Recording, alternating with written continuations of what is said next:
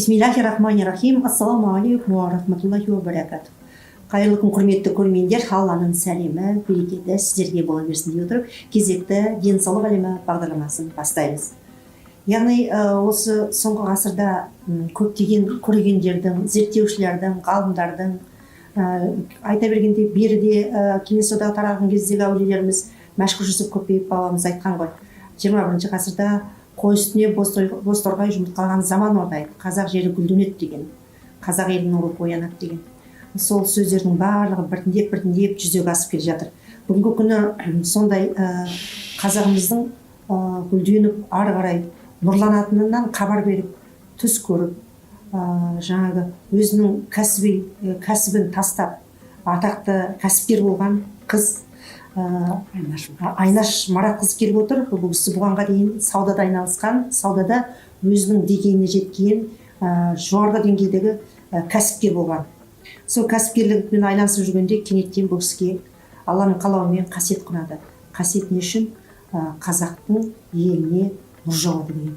Енді нақты өзі қазір Айнаш дәл соңғы уақытта сол кәсібінде тастап, біржолата осы қазақтың рухын көтеруге, кесін қолдауға және қазақ жерінде сол үлкен рухани күш алып, рухтардың оянуына өзіндік үлесін қосам деп, әрине өз еркімен кім өзінің табыс көзін тастағысы келеді дейсіз. Алланың қалауымен сол табыс көзін де тастап, бірге міне қазақтың ұлттық салт дәстүрдегі ұлттық нақышта тігілген киімін киіп, кезіндегі домалағана біздің Айша бибі, Томирис ханшайымдар сияқты елім, жерім нұрлансын деп рухани. Әрине әйел адам қолына найза алып көшеге шықпайды ғой. Әйел адам жақсы сөзімен, өзінің бойында қасиетімен, киесімен халыққа өзінің рухани үлесін қосады.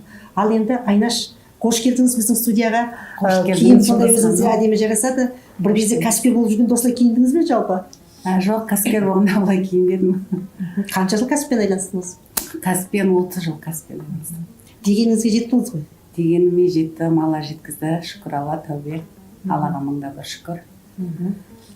Енді мына қасиет сізге қалай келді? Кенеттен неғып кәсібіңізді бірден тастай салдыңыз? Кім күнде ақша келіп түсіп жатқан, сауын сияқты сауын отқанды жақсы көріп мейді дейсіз? Не себеп сізге? Себебі мен осы 22 жасынан бастап әртүрлі менде ғажайып оқиғалар бола бастады өмірімде. Сонан кейін айтам, бүгін мынандай оқиға көрдім, Алланың құдіретін көрдім. Мынандай оқиға, сондай оқиғалар көп бола бастады.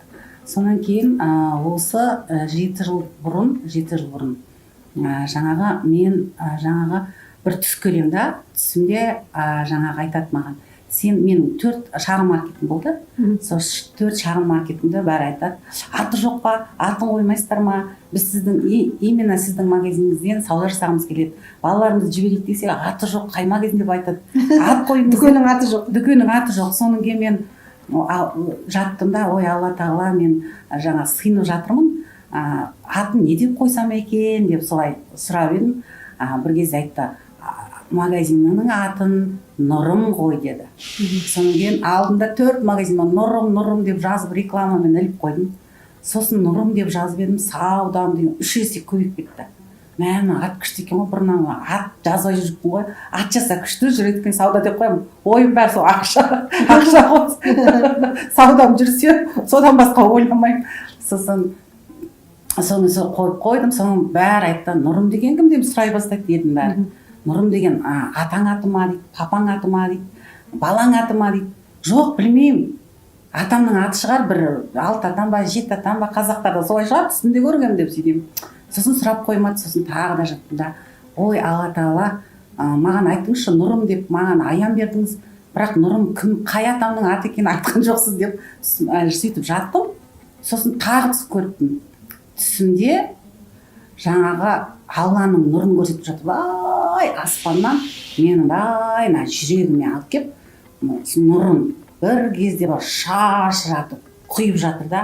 Соны маған айтады, ей, ол менің нұрым ғой дегенде, мен деген бүйтіп түсінбеймін, шок состояние. Ол кімнің нұры деймін ғой.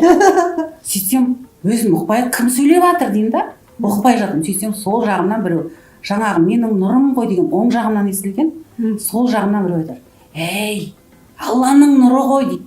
сол кезде есімнен танып бір түрлі состояниеда болдым да деген неше түрлі ойлар кетті түсімде түсімде ұйықтап жатып. түсімде енді қазір ол уже түсім өңіме айналып бара жатыр да түсім мен өңім ба өзімде ұқпай бара жатырмын оянып кеттім ба бірдеңе болып жатыр сонымен ана нұры әлі құйылып жатыр жүрегіме соның бір кезде деп неше түрлі ойлар кетті осындай жаңағы бір саудагерге өзінің қара қамын ғана ойлап қалған адаммын соған маған Алланың нұры құйыла ма мен святой емеспін ғой мен молда емеспін ең болмаса Құран да білмеймін медресе де бітірмедім ең болмаса мешітке барып бір садақа бермейтін адаммын ғой ең болмаса сондай адаммын мен бейшара Алла үшін ештеңе жасаған жоқпын бір нәрсе жасаған жоқпын единственное мен адамдарға жақсылық жасаймын енді қолым ашық анау сұрақ берсе ақша беремін мынау сұрақ берсе ақша беремін әйтеуір аямаймын